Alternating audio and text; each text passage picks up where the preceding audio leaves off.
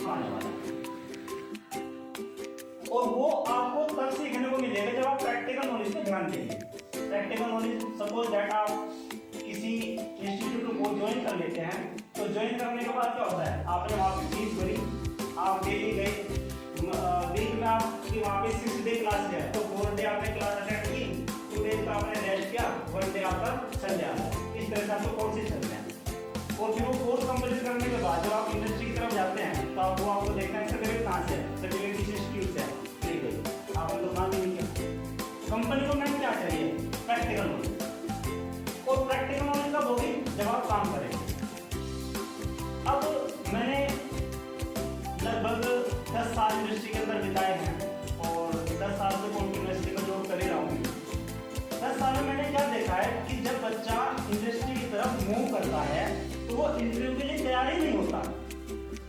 अगर उससे कोई क्वेश्चन पूछा जाए तो वो उसको टालने की कोशिश करता है, क्योंकि उसके लिए प्रिपेयर नहीं है वो। उसका तो माइंड कहाँ पे है, उसका तो माइंड बस ये है कि मैं जाके वहाँ पे सेटअप हो जाऊँ, इंटरव्यू मेरा पास है। बट वो इंटरव्यू जो लेने वाला है वो क्या देखता है, ये मेरे काम भी आएगा कि नहीं आएगा, मुझे इससे काम देगा, वो काम करेगा कि नहीं करेगा। एक बेसिक से बेसिक नॉलेज भी बच्चे को आज के टाइम में, जैसे ही सामने हम खड़े होंगे, मिरर के सामने खड़े होंगे, लगेगा कि बच्चा पता ये पीसीएस बन चुका। यूपीएससी की तैयारी आपने सोची है, आपने यूपीएससी के अंदर आईएएस पीसीएस बनना सोचा है, गलत बात नहीं है, बट उसको करना कैसे है ये आपने करना है। जब आप पहले क्या करें, यूपीएससी का एक प्लान बनाएं। सपोज दैट ये आपका नाम क्या है, अमर है। अमर को आप अगर पूछोगे भी यूपीएससी की तैयारी करनी कैसे है, जस्ट अभी इसने सोचा है, इसने उसकी प्लानिंग नहीं की, आपने प्लानिंग भी साथ के साथ करनी है। अगर यूपीएससी माइंड फिट किया है ना, तो यूपीएससी की आपके अंदर कैलिबर प्रिपरेशन होनी चाहिए। मैं ये नहीं कहता किसी की भी स्ट्रेंथ कम है, स्ट्रेंथ किसी की भी कम नहीं होती। एक 10th क्लास का बच्चा जिसने 10th क्लास में 50% मार्क्स अचीव किए हैं, वो भी आईएएस पीसीएस बन सकता है, बन सकता है। जरूरी नहीं है कि उसके 10th के अंदर 12th के अंदर मार्क्स अच्छे आए हो तभी आईएएस पीसीएस बन सकता है, नहीं।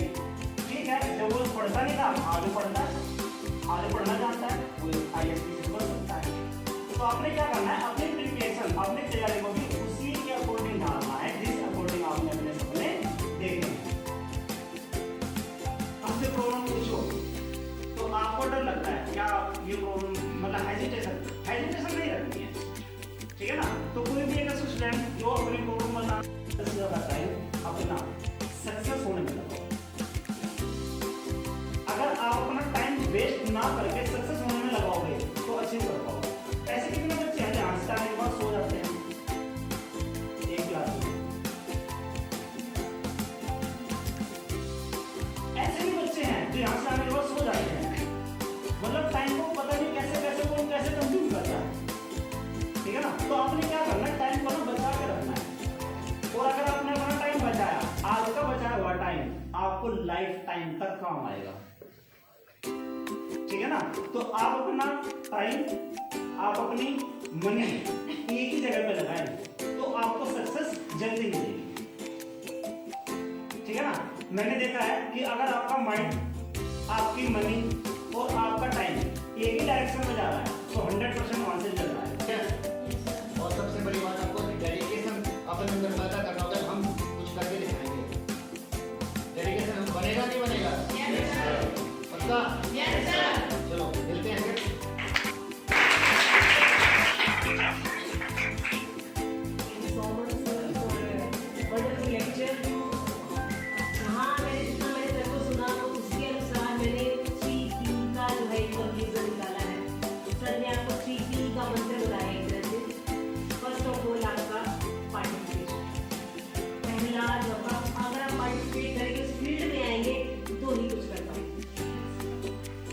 आपका जो है प्रैक्टिस, जैसे कि सर ने एग्जाम्पल दिया, बिना प्रैक्टिस के आप सब जानते हैं और मानते भी हैं इस बात को कि बिना प्रैक्टिस के आप कुछ भी हासिल नहीं करते।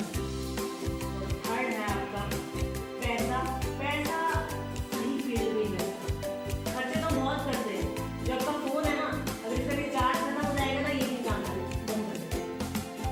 तो हम मनी को यूटिलाइज करते हैं, पर कहाँ कर रहे हैं, उसका आउटपुट क्या है, तो वो भी जरूरी है। तो जो सर ने फी बताई है, ये बस मिनिमम है। और अगली बार जब सर आएगा, मुझे लगता है सब अपनी प्रॉब्लम से बैठे होंगे ना, कि हमें ये तो बस हमारे कॉलेज का बस यही टारगेट है कि जो आज के टाइम में जो बेरोजगारी बढ़ती जा रही है खासकर युवाओं में, कि आपको हम ग्रेजुएशन के साथ साथ कुछ ऐसे आपने स्किल्स डाल कर भेजें कि आप जब बाहर आओ तो आप में जो एक विश्वास हो कि आप कुछ कर सकते। तो इसी के साथ ही मैं फिर से धन्यवाद करती हूँ कल्याणी